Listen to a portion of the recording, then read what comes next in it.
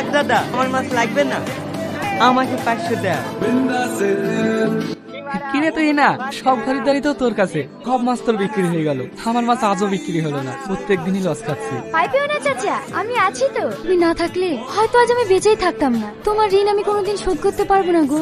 তোমার মাছ আমাকে দিয়ে যাও, আমি বিক্রি করে দিচ্ছি। সত্যি তোর মতো মেয়ে হয় না। থাক থাক, অত প্রশংসা করতে হবে না, মাছগুলো তাড়াতাড়ি দিয়ে যাও। আপনারা লাইন দিয়ে দাঁড়ান, সবাই পাবে। চাচা চাচা, তুই তাড়াতাড়ি বাড়ি যাও, তোমার ছেলে রিয়াজ গলা পড়ে দিয়েছে, ও মনে হয় বাঁচবে না। ভয়ের কোনো কারণ নেই, এখন সুস্থ আছে। আমি কিছু মেডিসিন লিখে দিলাম, ওগুলো কিনে এনে খাওয়ান, ও সুস্থ হয়ে যাবে। ডাক্তার বাবু, এই ওষুধগুলো সব কিনতে কত টাকা লাগবে? 2000 টাকা মতো লাগবে। 2000 টাকা? আমার কাছে তো এখন কিছুই না।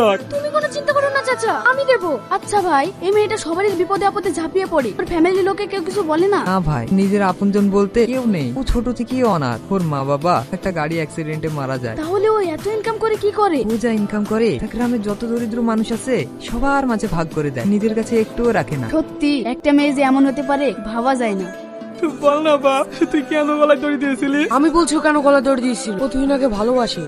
হ্যাঁ জানিস ভাই, আমি তুহিনাকে অনেক ভালোবেসে ফেলেছি, কিন্তু যেদিনই আমার ভালোবাসার কথাটা ওকে বলতে যাই সেই দিনই ও না করে দেয়। এই দিকে আমাকে বাড়িতে বিয়ের জন্য চাপ দিচ্ছে। আমি যদি তুহিনাকে না পাই আমি বাঁচবো না, আমি কিছু একটু করে ফেলবো। দেখ তুই মন খারাপ করিসনি, দরকার হলে তুহিনাকে আরেকবার বুঝিয়ে বলে দেখ ও কি বলে। কি ব্যাপার, তোমরা এত কি আলোচনা করছো? যা এবার বলে দেখ।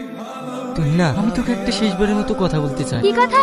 আমার বাড়ি থেকে অন্য জায়গায় বিয়ে ঠিক করেছে। সে তো খুব ভালো কথা, বিয়ে করে ফেল। তুই খুব ভালো করে জানিস আমি তোকে ভালোবাসি, আমি তোকে ছেড়ে অন্য কোথাও বিয়ে করতে পারবো না। তুই কেন এত পাগলামি করছিস? আমি তো তোকে আগেই বলেছি আমি তোকে ভালোবাসি না, তুই আমার জাস্ট ভালো একটা বন্ধু মাত্র। দেখ তুহিনা, আমার এটাকে দেখে তোর পাগলামি মনে হতে পারে, কিন্তু আমি তোকে আমার জীবনের থেকেও বেশি ভালোবাসি। আর আমি যদি তোকে না পাই তাহলে আমার জীবনটাই শেষ করে দেবো, তবু আমি অন্য কারোর হবো না। তুই কেন বুঝতে পারছিস না? তুই আমার সম্পর্কে কি জানিস? তুই যদি আমার সম্পর্কে জানিস তাহলে তুই আর আমাকে বিয়ে করতে চাইবি না, আর আমিও তোকে বিয়ে করতে পারবো না। তাহলে বল শুনি তোর জীবনে কি ঘটেছে। না, ওসব শুনে তোর লাভ নেই, আমার ব্যবসায় টাইম হয়ে যাচ্ছে, আমি এখন আসছি।